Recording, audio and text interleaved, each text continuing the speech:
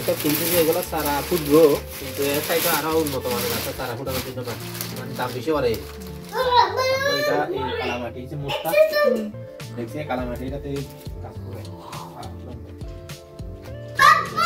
সারা ফুটানোর মাটি আলাদা পাবে দিবে, মাটি আলাদা নিচে দিবে, তো প্রত্যেক কেজি মনে করে গেলে পাবে নিচে দিছি, এইটার থেকে দিছি এই দাম এই নিচে পদ্ধতি দিই, তারপরে একটু দামি চাই এর মাটি নিতে দামের মধ্যে বেশ কম আছে। বাগান করা বা গাছ লাগানো জিনিসটা এত সহজ না, অনেক পরিশ্রম করতে হয়। ও কিন্তু অনেক শখ করে অনেক পরিশ্রমও করে যাচ্ছে, বাকিটা দেখা যাক কি হয়। আমাদের এখানকার ওয়েদার এখন দিন দিন খুবই সুন্দর হয়ে যাচ্ছে।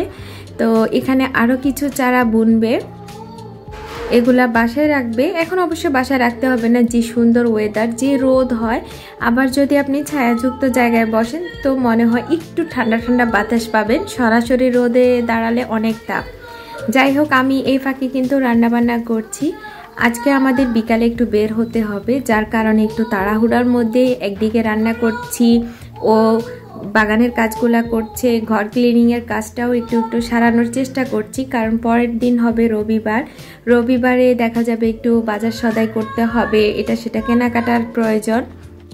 এখানে সিজন অনুযায়ী সব কিছুরই ব্যবস্থা করতে হয়। যেমন এখন সামার এসেছে, সামারে আবার মাস্ট আপনার সানস্ক্রিন ব্যবহার করতে হবে ছোট বড় সবাইকে, সেই সাথে মাথায় ক্যাপ, পানির জন্য বোতল, তারপর স্যান্ডেল বা সামার শুজ, এইসবের ব্যবস্থা করতে হবে। তো কিছু কেনাকাটা এক্সট্রা করার প্রয়োজন আছে, যেগুলো না করলে নয়। রেগুলার রান্নাবান্নার পাশাপাশি আমি বিকালের জন্য একটু ব্যবস্থাও করে নিচ্ছি, যেহেতু আমরা পিকনিকে যাচ্ছি। তো যাওয়ার সময় ভাবলাম আমি একটা পিৎজা তৈরি করে নিয়ে যাই, তার জন্য চিকেনটা একটু ছোট ছোট করে রান্না করে নিচ্ছি, আর এই পাশে তো সসটা হচ্ছে। আবার এদিকে দুপুরের জন্য রান্না চলছে, অল্প করে পাতলা ডাল রান্না করব আমার ছোট ছেলের জন্য। আর এদিকে বরবটিগুলাকে একটু টেলে সুন্দর করে নিয়ে নিচ্ছি। গতকাল রাতে আমি মাছ কেটে ধুয়ে পরিষ্কার করে ভেজে নিয়েছিলাম, তো ওই ভাজা থেকে দুটা মাছ রেখে দিয়েছিলাম। তো ওই দুটা মাছ এই ভর্তাতে ব্যবহার করব, সাথে একটু করে সামান্য আলু দিব যাতে সুন্দর হয় বাইন্ডিংটা। তো বরবটিটা যখন একটু পোড়া পোড়া হয়ে যাবে তখনই নামিয়ে নিব। এখন কিছু সময় ঢেকে রাখবো, যেহেতু ফাঁকে ফাঁকে বের হচ্ছি, আবার এদিকে ডো তৈরি করতে হবে পিৎজার জন্য, আবার যাব বলে সেজন্য একটু কি পরবো না পরবো ওগুলোও গোছাবো। তো কাজের কোনো শেষ নেই। যেমন এখন একটু মশলা করে নিচ্ছি, এই যে সসটা রেডি হয়ে গেল, এখন পিৎজাটা রেডি করে ফেলবো, কারণ একটু একটু করে কাজ করতে করতে অনেক সময় লেগে যায়।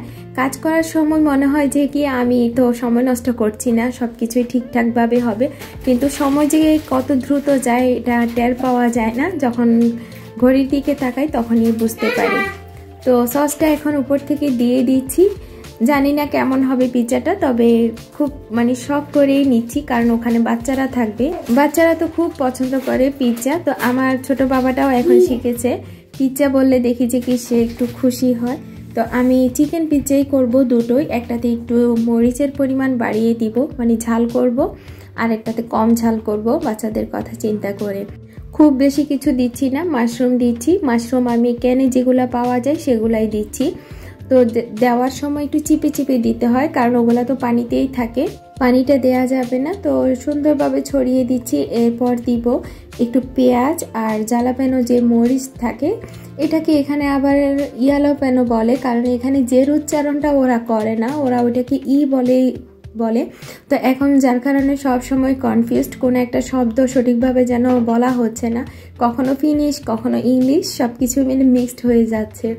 তো এটা এখানকার পরিবেশের জন্য খুবই নর্মাল, কারণ এখানে আমরা অনেক প্রবাসীরা আছি, বিভিন্ন জায়গা থেকে বিভিন্ন জন এসেছে, বিভিন্ন কালচারের মানুষ আমরা একসাথে থাকি, জিনিসগুলা তাই একেবারে নর্মাল একটা বিষয়। কিন্তু আমাদের দেশীয় মানুষ অনেকেই দেখি যে একটু চমকে যান, কিরে উনি এভাবে কেন বলছে। আসলে এক এক দেশের উচ্চারণ এক এক দেশের সাথে কিছুটা মিলে কিছুটা মিলে না। এগুলা এক সময় আমিও ভাবতাম, আমার হাজব্যান্ডের সাথে যখন কথা বলতাম, কিরে তুমি এটা কি এভাবে বলো কেন। এখন নিজে যখন পড়তে গেলাম বা যখন দুটো ভাষা একসাথে শিখছি, দুটো কিভাবে, চারটা ভাষাই আমাদেরকে এখন বলতে হচ্ছে। তো যার কারণে এখন বুঝি যে এটার প্রবলেমটা কোথায়। যাই হোক, আমি এখানে এখন পেঁয়াজটাও দিয়ে দিলাম, ঝটপট করছি, কারণ সময় তো সময়ের গতিতে চলছে। আর পিৎজার উপরে যখন এই টপিংটা দেওয়া হয় তখন একটু দ্রুতই করতে হয়, দ্রুত করলে ভালো হয়, কারণ সস আরও বিভিন্ন কিছুর কারণে রুটির ডোটা একটু ভিজে যায়, নরম হয়ে যায়, যার কারণে একটু দ্রুত করলেই ভালো। এক হাতে ক্যামেরা নিচ্ছি, আবার একটু করে মশলাপাতিও দিচ্ছি, তাই এদিক সেদিক হয়ে যাচ্ছে। সুন্দর করে যে গুছিয়ে কাজ করব আসলেই আমার হাতে সময় নেই। মোটামুটি সব কিছু দেওয়া হয়েছে, উপর থেকে একটু অয়েল দিয়ে দিই, সেই সাথে একটু অরিগানো দিয়ে দিব, তাহলে হয়ে যাবে। অরিগানোটা দিয়ে দিলে খুবই ভালো লাগে। তো শেষ ফিনিশ। আমি ওভেনটাও এদিকে প্রিহিট করে রেখেছি। এটা দেওয়ার পরে আমি আবার সেকেন্ডটা রেডি করব। তো সেকেন্ডটাও বের করে ফেললাম। এটাতে অ্যালোপেনো মরিচটা দিইনি বাচ্চাদের কথা ভেবে, আর সব কিছুই সেম আছে। তারপরেও এটাতে একটু চিজের পরিমাণ বেশি দিয়েছি, যেহেতু ওরাই খাবে। তো আমি ঝটপট কেটে নিচ্ছি। প্রথমটা আর আপনাদের সাথে শেয়ার করলাম না, কারণ ওই যে বললাম তাড়াহুড়া করছিলাম। ভাবিরা অলরেডি চলে গিয়েছে, আমাদের যেতে একটু লেট হচ্ছে এটা ওটা করতে করতে। আবার আমার আইমানও যাচ্ছে না। একবার ভেবেছিল যাবে, পরে বলল যে না আমি যাবো না। গতকাল আবার ওর টিকা ছিল, স্কুল থেকে দিয়েছে, তো হাতে নাকি প্রচুর ব্যথা করছে আর গায়েও একটু জ্বর। তো ভাবলাম এখন রোদও আছে, যেতে যেহেতু চাচ্ছে না, নাই যাক। এমনিতেই পুরো আজকে প্রায় মাসখানেক ধরেই পরীক্ষা হচ্ছে। তো এই পরীক্ষার চাপে আমার ছেলের উপর অনেক প্রেশার যাচ্ছে, তাই আমি আর কিছুই বললাম না, বললাম ঠিক আছে। তো আমরা বের হচ্ছি। এখন ঘড়িতে বাজে প্রায় 5:45টার মতো। অলরেডি সন্ধ্যা হয়ে গেছে অন্য দিনের মতো, কিন্তু এখনও সুন্দর রোদ, যেহেতু সামার বলে কথা। গাছপালাগুলা কি সুন্দর করে প্রাণ ফিরে পাচ্ছে, একেবারে আরও সবুজ হয়ে যাবে। এই সময়গুলোতে বাসায় বসে থাকা আসলে সত্যি নিজেকে ঠকানো। আমরা অল্প সময়ের জন্য এই পৃথিবীতে আছি, যতই ব্যস্ততা যতই কিছু থাকি না কেন, প্রকৃতির সাথে একটু দেখা সাক্ষাৎ বা প্রকৃতির কাছাকাছি না থাকলে কি ভালো লাগে। দেখেন তো কি সুন্দর চারিদিক, এর মাঝে আবার পিঙ্ক একটা পার্ক। তো পিঙ্ক পার্ক এটাকে বলছি, এটা হচ্ছে যে চেরি পার্ক।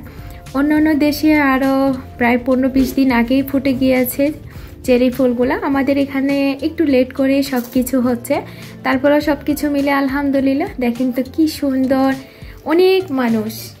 তো ভাবিরা অলরেডি চলে এসেছে, বাচ্চারা খেলাধুলা করছে, আর আমার দৃষ্টি তো এদিকে। দেখেন তো ফুলে ফুলে ভরা ছোট ছোট ফুল, দেখার একটা সৌন্দর্য আর কি। চারিদিকে যেহেতু সবই এক কালারের ফুল, অনেক সুন্দর। আর এখানে কত যে মানুষ। আগে গত 2 বছর আগে এসেছিলাম, তখন এত মানুষ ছিল না, ছিল সব এখানকার লোকাল মানুষ, কিন্তু এখন অনেক প্রবাসী, আমাদের মতো বিদেশি আর কি, মানে বাংলাদেশি, পাকিস্তানি, ইন্ডিয়ান, আরবিক, বিভিন্ন কান্ট্রির মানুষের সমারোহ। আমি কাছ থেকে একটু দেখানোর চেষ্টা করছি। দেখেন তো কি যে সুন্দর লাগছে, ছোট্ট ছোট্ট, বাট যখন একসাথে সব থোকায় থোকায় ফুটেছে অপূর্ব লাগে। কি সুন্দর যে একটা ফল ধরে এই গাছে, যেটাকে চেরি ফল বলেই সবাই চিনেন। টক মিষ্টি স্বাদের, পাকলে অনেক সময় খুব মিষ্টিও হয়। তবে একটা মাত্র বীজই একেবারে রসালো, হাতটা লাল হয়ে যায় একেবারে।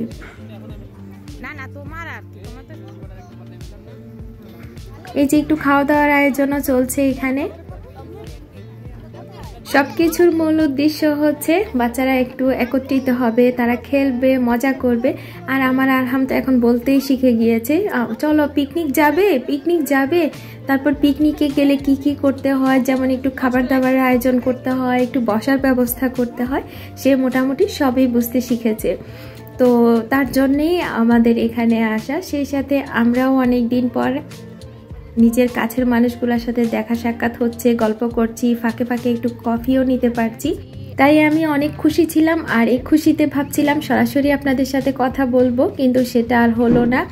তো যাই হোক, বাচ্চাদেরকে দেখেন একটু, দুজনে বসে আছে, অলিভিয়া আর আমাদের আরহাম। ওরা কিন্তু অনেক ভালো ফ্রেন্ড, আবার একজন আরেকজনকে মাঝে মধ্যে সিস্টার, ব্রাদার বলেও সম্বোধন করে। দেখেন তো কি কিউট ভদ্র দুটো বাচ্চা।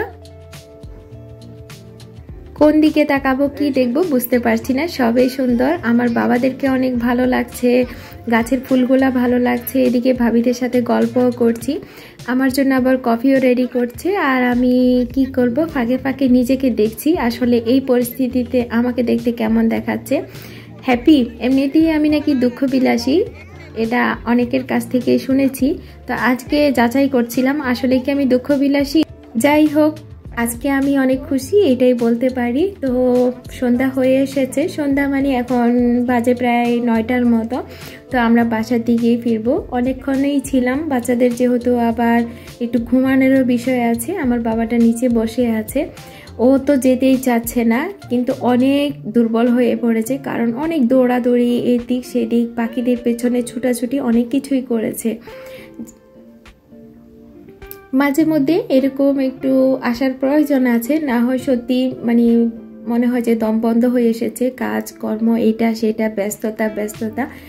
এই ব্যস্ততার মাঝেও সময় বের করা প্রত্যেকেরই উচিত, কারণ সামারটা এখানে খুব অল্প সময়। সারা বছর আপনি যদি একঘেয়েমি হয়ে যাবেন কাজ করতে করতে, ব্যস্ততার মধ্যে থাকা, আর এই অল্প সময়ে যদি একটু ঘোরাফেরা, পরিবারকে নিয়ে ভালো সময় কাটাতে পারেন, তাহলে এই মুহূর্তগুলো পরবর্তীতে কিন্তু আপনাকে বুস্ট করবে, আপনার অনেক কিছুতে শক্তি যোগাবে। তখন সহজে আপনি ক্লান্ত হয়ে পড়বেন না ব্যস্ততা, কাজ কর্মের প্রেসারে। তো যাই হোক, বাসার দিকে যাব, যেতে তো মন চাচ্ছে না। খুবই সুন্দর আমি বারবার বলছি, কারণ চারিদিক সবুজ, অনেক দিন পর দেখছি তো, তাই এই জিনিসগুলো বেশি ফিল হচ্ছে। মাঝে মাঝে মন চায় আমি সারা দিন গাড়িতে চড়ে বেড়াই, শুধুমাত্র এই দৃশ্যগুলো দেখার জন্য। একটা যে অনুভূতি হয়, ওই অনুভূতিটা নেয়ার জন্য এত ভালো লাগে। তো এটার বিশেষ কারণ হচ্ছে নিরিবিলি টাইপের রোডগুলা আর গাছপালাগুলা। চেরি পার্কের সামনের এরিয়াতে আমরা গাড়িটা পার্ক করতে পারি নাই, অনেক ভিড় ছিল। আমরা একটু পেছনে রেখেছিলাম। পেছনে যখন রাখছিলাম ভাবছিলাম যে আল্লাহ, আমরা কত পেছনে, হেঁটে হেঁটে যেতে হবে। পরে দেখি যে আমরাই সবচাইতে বেটার একটা জায়গা পেয়েছি, কারণ ওটার ভেতরে একটা রাস্তা ছিল, ওটা তেমন চোখে পড়ার মতো না, কিন্তু ওই দিক দিয়ে খুবই কাছে। দেখেন তো এই গোলাপি পার্কটা দেখতে কেমন লাগে। এখন মনে হচ্ছে একটু গোলাপি টাইপের বেগুনি, যখন রোদ পড়ে তখন আমার কাছে মনে হয় একেবারে পিঙ্ক কালারেই। মানুষ কিন্তু এখনো আসছে, আমরা বাসার দিকে যাচ্ছি। যাই হোক, আজকে এ পর্যন্ত। ভালো থাকবেন সবাই। ভালো লাগলে একটা লাইক দিতে কিন্তু ভুলবেন না। আপনাদের জন্য অনেক অনেক ভালোবাসা।